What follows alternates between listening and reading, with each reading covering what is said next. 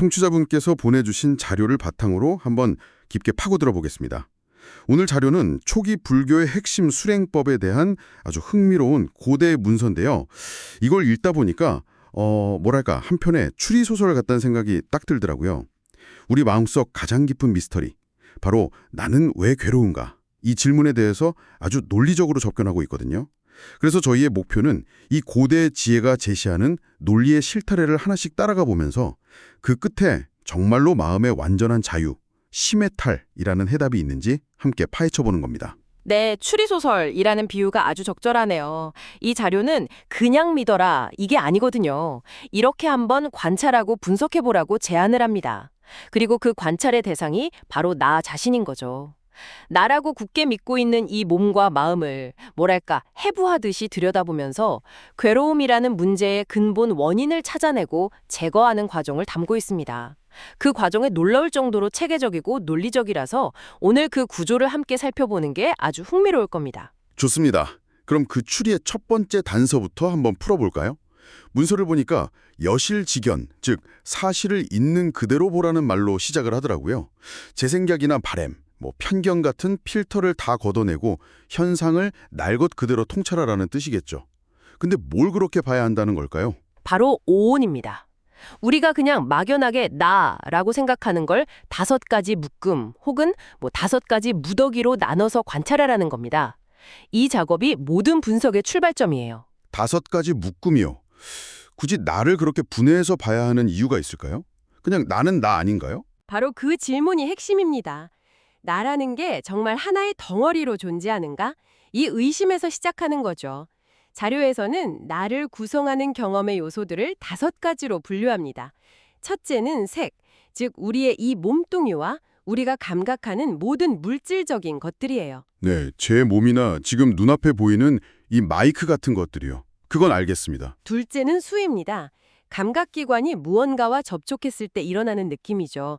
즐겁다, 괴롭다, 혹은 즐겁지도 괴롭지도 않은 밍밍한 느낌, 이 3가지 중 하나고요. 그리고 셋째는 상, 대상을 인식하고 거기에 개념이나 이름을 붙이는 작용입니다. 이건 마이크다, 저 소리는 자동차 소리다 하고 의미를 부여하는 마음작용이죠. 느낌과 개념 부여. 여기까지도 따라갈 만하네요. 그럼 나머지 2개는 뭔가요? 네 번째가 좀 더 복잡한데요. 행입니다. 무언가를 하려는 의지나 의도, 그리고 그로 인해 반복적으로 형성된 마음의 습관이나 성향까지 포함하는 아주 넓은 개념이에요. 분노, 자비심, 욕심 같은 거의 모든 심리 현상이 여기에 속하죠. 마지막 5번째가 식인데요. 대상을 안다고 하는 가장 근본적인 인식작용, 즉 의식 그 자체를 말합니다. 눈으로 보고 귀로 듣고 마음으로 생각하는 그 삶의 바탕이 되는 기능이죠. 몸, 느낌, 개념, 의지, 의식. 이렇게 5가지로 나를 해체해서 보는 거군요. 그런데 이걸 듣고 보니까 이 5가지가 따로따로 움직이는 게 아니라 서로 엄청나게 얽혀 있다는 느낌이 드네요. 정확히 보셨습니다. 그게 바로 이 분석의 핵심입니다. 이 5가지는 독립된 부품이 아니라 서로가 서로의 조건이 돼서 끊임없이 생겨났다가 사라지는 과정의 묶음이라는 거죠. 자료의 주장은 이겁니다. 고정불변의 실체로서의 나는 어디에도 없고 단지 이 5가지 요소들이 쉴 새 없이 상호작용하며 흘러가는 과정만 있을 뿐이다. 그거 마치 강물 같네요. 강물은 매 순간 흘러가서 어제의 강물이랑 오늘의 강물은 다른 물인데도 우리는 그걸 똑같이 한강이라고 부르잖아요. 그것처럼 제 몸과 마음도 매 순간 변하고 있는데 그걸 하나의 고정된 나라고 착각하고 있다는 말이군요. 완벽한 비유입니다. 그 착각의 필터를 걷어내고 그냥 변화하는 흐름 그 자체를 지켜보기 시작하는 것. 그것이 바로 여실직연의 첫걸음인 셈이죠. 그런데 그냥 흐름을 본다고 하면 좀 막막하게 들려요. 멍하니 있으라는 건지 혹시 자료에 어떤 구체적인 관찰 방법이나 일종의 렌즈 같은 게 제시되어 있나요? 물론입니다. 그냥 멍하니 보라는 게 아니죠. 자료는 이 오온이라는 흐름을 통찰할 수 있는 아주 강력한 4가지 렌즈를 제시합니다. 바로 무상, 고, 공, 무아입니다. 이 4가지가 이 추리의 가장 결정적인 단서들이에요. 무상, 고, 공, 무아? 많이 들어본 말들인데 항상 좀 뜬구름 잡는 소리처럼 들렸거든요. 이게 구체적으로 어떻게 연결되는 거죠? 이 네 가지는 각각 따로 노는 개념이 아니라 하나의 단단하고 논리적인 사슬로 꿰어져 있습니다. 그 첫 번째 고리가 바로 무상, 즉 모든 것은 변하다는 통찰이에요. 이건 사실 철학이라기보다 과학적 사실에 가깝죠. 우리 몸의 세포는 끊임없이 교체되고 방금 느꼈던 즐거움은 사라졌고 1초 전에 했던 생각도 이미 과거의 것이 되어버렸습니다. 그쵸. 좋은 순간은 영원했으면 좋겠고 괴로운 순간은 빨리 지나갔으면 하지만 결국 모든 건 다 지나가니까요. 이건 뭐 부정할 수가 없는 사실이네요. 바로 그 지점에서 논리의 두 번째 고리인 고로 넘어갑니다. 자료의 설명은 이렇습니다. 이처럼 영원하지 않고 끊임없이 변하는 것들, 즉 나의 몸, 나의 느낌, 나의 생각에 대해서 이것이 영원할 것이다. 이것이야말로 진짜 나다라고 착각하고 거기에 매달리고 집착하면 그 결과는 반드시 괴로움일 수밖에 없다는 겁니다. 아, 그러니까 변화 그 자체가 문제가 아니라 변하는 걸 변하지 않을 거라고 붙들려고 하는 제 마음이 문제라는 거네요. 예를 들어 실연의 아픔 같은 것도 결국 이별이라는 현상 그 자체가 아니라 이 관계는 영원할 거야 라고 믿었던 제 마음 때문에 생기는 고통이라는 건가요? 원인이 바깥이 아니라 내부에 있다는 거네요. 바로 그겁니다. 원인의 소재를 외부에서 내부로 가져오는 것, 그것이 이 분석의 핵심적인 전환입니다. 그리고 이 논리는 자연스럽게 세 번째와 네 번째 통찰인 무아와 공으로 이어집니다. 한번 생각해 보시죠.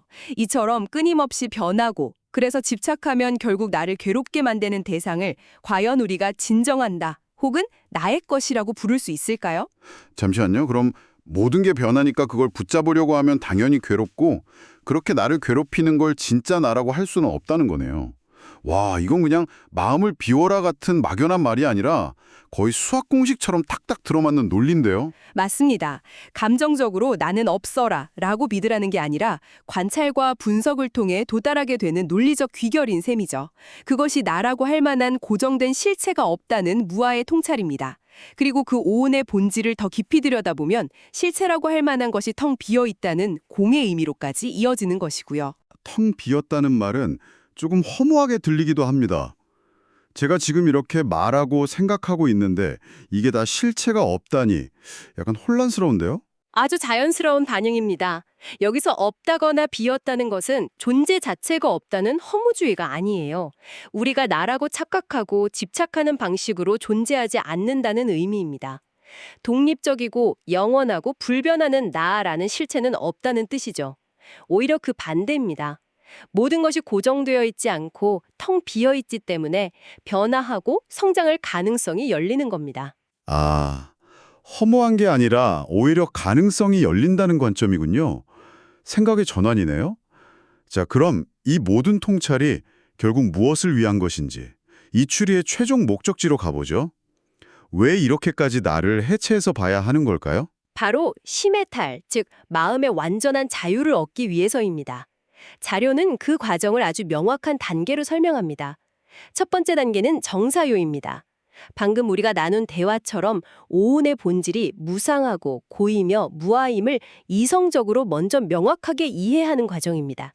지적인 동의가 먼저 필요하다는 거군요.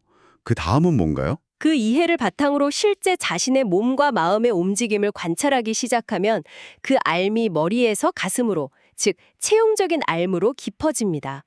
바로 그 지점에서 두 번째 단계, 이 과정 전체의 하이라이트라고 할 수 있는 탐욕의 단멸이 일어납니다. 탐욕이 끊어져 없어진다. 말이 좀 무서운데요. 그런데 탐욕을 없앤다는 게 좀 위험하게 들리기도 해요. 목표를 향한 열정이나 무언가를 더 좋게 만들려는 건강한 욕심까지 다 없애버리면 너무 무기력해지는 건 아닐까요? 마시는 것과 같은 욕망이에요. 마실수록 갈증이 더 심해지는, 만족할 수 없는 집착을 의미하죠. 반면에 목표를 세우고 성취하려는 건강한 의욕이나 열정과는 완전히 다른 개념입니다. 그렇군요. 그럼 그 만족할 수 없는 집착, 그 탐욕을 어떻게 없앤다는 거죠? 욕심 부리지 말아야지 하고 의지력으로 억누르는 것과는 다른 건가요? 전혀 다릅니다. 의지력으로 억누른 욕망은 언젠가 반드시 터져나오죠. 이 자료의 논리는 훨씬 더 근본적입니다. 내가 그토록 집착하던 대상이 사실은 고정된 실체 없이 잠시 나타났다 사라지는 신기루 같은 것임을 통찰하게 될 때 그것을 붙잡으려는 욕망이 저절로 소멸된다는 겁니다. 원인을 정확히 알면 결과가 자연스럽게 사라지는 이치죠. 저절로 소멸된다. SNS 좋아요 알림에 집착하는 것과도 비슷하겠네요. 그게 그저 잠깐의 데이터 신호일 뿐이라는 걸 뼈저리게 알면 알림이 안 온다고 굳이 초조해하거나 일부러 무시하려고 애쓸 필요가 없어지는 것처럼요. 집착의 대상이 사실 별거 아님을 꿰뚫어보는 순간 집착하려는 마음 자체가 동력을 잃어버리는 거군요. 네, 바로 그겁니다. 억지로 참는 게 아니라 지혜로 인해 그럴 필요가 없어지는 상태죠. 그래서 단멸, 즉 끊어져 없어진다는 강력한 표현을 쓰는 겁니다. 다시는 일어나지 않으니까요. 바로 그 탐욕으로부터 마음이 완전히 벗어난 상태, 무언가에 얽매이거나 끌려다니지 않고 어떤 상황에서도 평온을 잃지 않는 상태가 세 번째 단계인 심해탈, 완전한 마음의 자유입니다. 괴로움의 뿌리가 뽑혔으니 더 이상 괴로움의 싹이 틀 수 없는 마음의 밭이 된 셈이죠. 자, 이제 자료는 이 수행의 최종 경지에 도달한 사람이 스스로 깨달음을 선언하는 아주 장엄한 구절을 인용하면서 마무리됩니다. 아라한의 사자후, 즉 깨달은 자의 사자 울음소리라고도 불리는 유명한 구절이죠. 제가 한번 읽어보겠습니다. 나의 생은 이미 다하고 범행은 이미 섰으며 할 일은 이미 마쳐 후세의 몸을 받지 않는다. 솔직히 이건 좀 스케일이 너무 커서 잘 와닿지가 않네요. 그렇죠. 앞선 내용들이 개인의 심리적인 문제 해결에 가까웠다면 이 선언은 존재론적인 차원의 선언이라서 그렇습니다. 하나씩 풀어보죠. 첫 구절, 나의 생은 이미 다하고라는 건 여기서의 생이 육체적 생명이라기보다는 괴로움의 발생을 의미합니다. 탐욕과 집착이라는 원인이 모두 소멸되었으니 더 이상 괴로움이라는 결과가 생겨날 일이 없다는 선언입니다. 괴로움이 태어나는 과정 자체가 끝났다는 의미군요. 그럼 범행은 이미 섰으며와 할 일은 이미 마쳤는요? 범행은 이미 섰으면은 청정한 수행의 길이 완성되었다는 뜻이고요. 할 일은 이미 마쳐는 괴로움을 없애기 위해 해야 할 모든 일을 다 마쳤다는 일종의 프로젝트 완료 선언입니다. 더 이상 닦고 노력해야 할 것이 남아있지 않다는 완전한 성취의 표현이죠. 마지막 구절, 후세의 몸을 받지 않는다. 이 말이 가장 와닿으면서도 가장 비현실적으로 들리네요. 우리가 일상에서 겪는 괴로움에서 벗어나는 것만 해도 엄청난 일인데 이건 아예 그 괴로움의 게임판 자체를 떠난다는 선언 같아서요. 정합합니다. 게임판 비유가 아주 좋습니다. 우리가 매일 겪는 스트레스, 불안, 욕망이 게임 속의 퀘스트라면 이건 그 퀘스트를 깨는 걸 넘어서 게임 오버가 아니라 게임 졸업을 선언하는 것과 같아요. 무지와 집착이라는 동력으로 계속 다음 스테이지, 즉 다음 생으로 넘어가던 윤회의 과정이 완전히 멈춘 거죠. 더 이상 그 게임에 로그인할 필요가 없어진 상태입니다. 개인의 마음의 평화를 넘어 존재의 근원적인 문제였던 생사의 반복을 끝내는 선언이라니 그래서 다른 모든 소리를 압도하는 사자의 울음소리라고 비유하는 거군요. 정말 거대한 결론이네요. 네, 이 수행법이 목표로 하는 최종 지점이 바로 그곳입니다. 모든 의심과 법례를 잠재우는 궁극적인 자유의 선언이죠. 오늘 청취자분께서 보내주신 자료를 통해 정말 깊은 탐구를 해봤네요. 정리를 해보자면 이 가르침의 핵심은 나라고 굳게 믿는 이 몸과 마음의 현상, 즉 오온이 사실은 고정된 실체가 아니라 그저 끊임없이 변하는 흐름일 뿐임을 직시하는 것에서 시작합니다. 그리고 이 통찰의 렌즈로 볼 때 변하는 것을 영원할 거라 착각하고 움켜쥐려는 탐욕이 모든 괴로움의 뿌리임을 알게 되죠. 그 허상을 꿰뚫어보는 순간 탐욕은 저절로 힘을 잃고 우리는 비로소 어떤 곳에도 얽매이지 않는 진정한 마음의 자유, 심해탈에 이른다는 아주 논리적인 과정이었습니다. 맞습니다. 이 자료가 우리에게 주는 가장 큰 시사점은 이것이 그냥 믿어야 할 교리가 아니라 매 순간 자신의 경험 속에서 검증하고 실천할 수 있는 구체적인 가이드라인이라는 점입니다.